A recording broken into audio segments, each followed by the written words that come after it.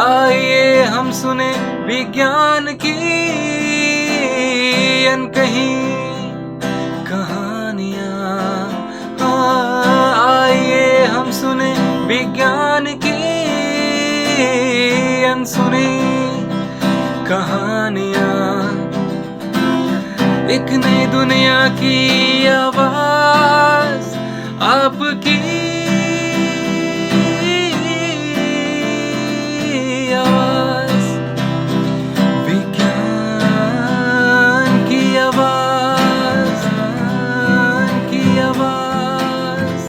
Journey into the heart of the Himalayas with Dr. Jayendra Singh of the Wadia Institute of Himalayan Geology as we uncover how his research on changing climate is transforming Earth's ancient landscapes and what it means for humanity's tomorrow. So, myself Dr. Jayendra Singh, I am working in the Wadia Institute of Himalayan Geology as a scientist E, and I have done my PhD from the Birbal Science Institute of Paleosciences and Lucknow University Geology Department. And from after doing my PhD, I did my postdoc from the South Korea for a year, and then again I have done another postdoc for 2 years in Germany, and later on I joined Wadia Institute of Himalayan Geology as a scientist C here and continuing after on. So, first of all I would like to, because I am working in a group which has 7 scientists and I am one of them. So, our group is working on the climate variability and landscape responses. So, how the climate is being changed and how the landscape is responding with respect to the climate change. So, this is our major thrust area for our group, and basically in this group, so we have unique expertise. So, some people are working on different time scales we have, because from the recent up to the past, maybe during 65 million years ago or maybe later on. So, Cenozoic. So, we have a different scientist and expertise. So, we are working on different time scales, recent or maybe I am working by myself, and another scientist who is working on the aerosols. So, my expertise is developing the climate record for the 1000-2000 years, and black carbon, the person scientist is working on black carbon is present black carbon changes or maybe just little few years back, and another scientists are working on the lake and they are extending this record in beyond the 2000 and 2000 years using the peat deposits. You might be knowing what is the peat deposit, because the lake is organic material which get deposited and it get buried, and so these deposits are being used for inferring the climate record. And another expert is working on carbonate deposits. So, the carbonate deposits are those which are formed in the caves. So, caves, in you might have seen that in caves there is like vertical columns which get deposited with the due time. So, that is the calcium carbonate deposits.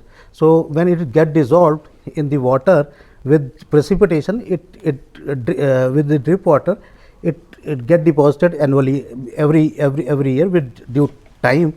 So, and some people are working on fluvial systems. So, they are seeing how the fluvial system is being changed in the past. Okay. So, and some also on sedimentological aspect. So, this is our group activity. So, my major work is dendrochronology. So, I am using dendrochronology. So, everyone might not be knowing that what is dendrochronology. So, but people might have heard about, everyone have seen what is the tree. So, using the tree, dendrochronology is basically a Greek word. So, it is dendron is a tree and logia is a science and chronos is a time. So, using the tree rings, if you can date any event or you can infer any information, because lot of people have seen the tree is there, but nobody knows that how the trees are useful and how because trees are like human beings, what we see it get recorded in our mind. Like human being, the tree have also the capability, so they record whatever is happening in the surrounding. So those trees can be used to infer so many things, like if you talk about the landslide events, climate change, river flow, earthquake, glacial behavior. So there are list is very long, so maybe it is better just to, basically I am here working on using climate change, glacier behavior, river discharge variability using tree rings. Why people study the history? Because if they know the past, they at least understand what happened in the past and what mistakes has been done, so that should not be repeated in the future. So it is the study of the past. So trees, so whatever the length is available, so we can infer the whatever the variables we want to infer from that out of. So every year tree gets growth is increased. So what happens? So the growth is limited by several parameters, maybe climate, maybe or whatever the surrounding parameters. So those information get recorded every year. So we can develop the any record which is required. Maybe if you talk about the climate, so at least we know the how temperature, how precipitation has been changed in the past 1000 years. So that is taken as a reference point. So that's why we can say that the why 20th century is warming. If we do not know the past, how we can say whether it is warming or maybe cooling? So maybe it is natural or it is no anomalous behavior. So just to infer what is happening in the present and what is going to be happen in the future, we need to study the past climate, any past records. So like that, so tree rings can be used, and these are useful because the climate, climate have a lot of coupling. So you might be knowing that climate governs everything. If suppose temperature is rising, so how it is linked? If start rising, so it will impact the ice, it will impact the atmosphere, it will impact the crop, it will impact the human being. And you might have heard about that the 2024 was the hottest year.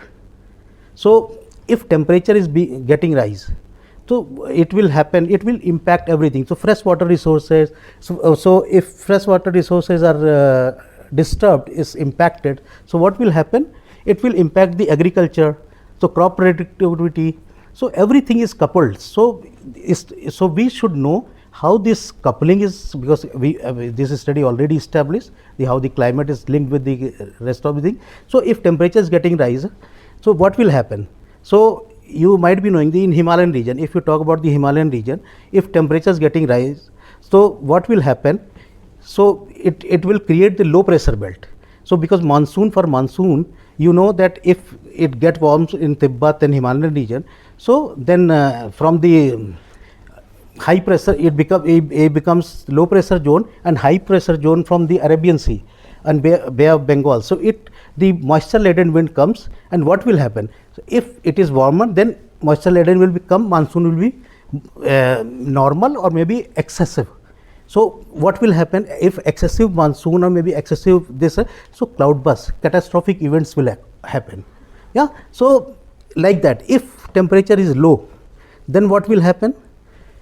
Temperature is low means we do not have that thrust which can push the monsoon and wind towards the northern part of the India.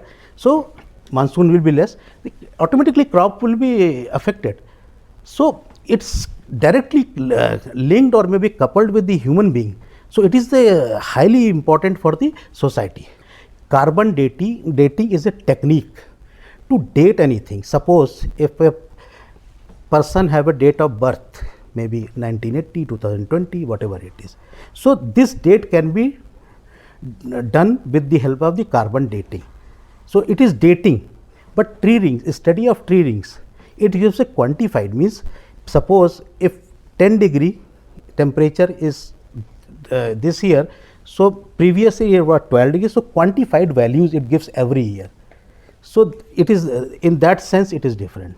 So basically my research area, because it is in Himalayan region, lot of work is still pending. So I kept on working on developing a climate records for different regions, because climate stations are scarce, so limited information is available.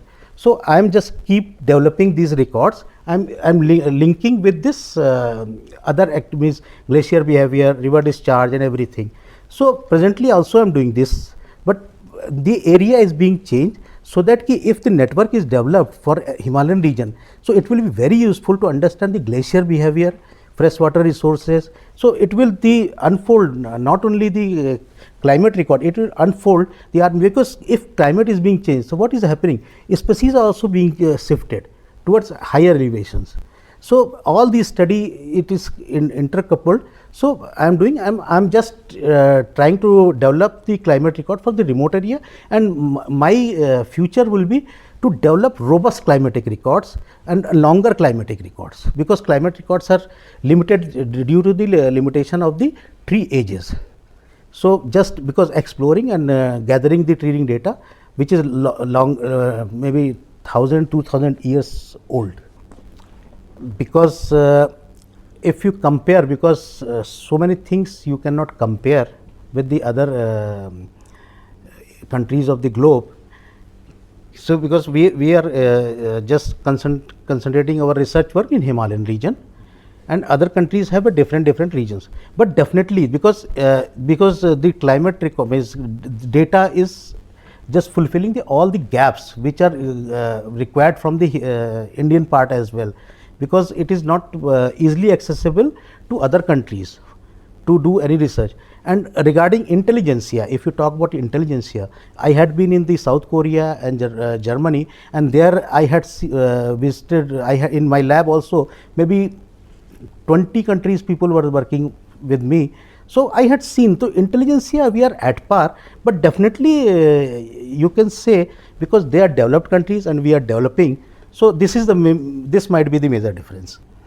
So because our group is working for the National Green Tribunal whenever it is we are being asked, and HPCL, this Hindustan Petroleum Corporation Limited, so they are just laying down the pipelines, so they are giving the geological information, and also some maybe some in road projects also our group is contributing. So if I talk about our group has published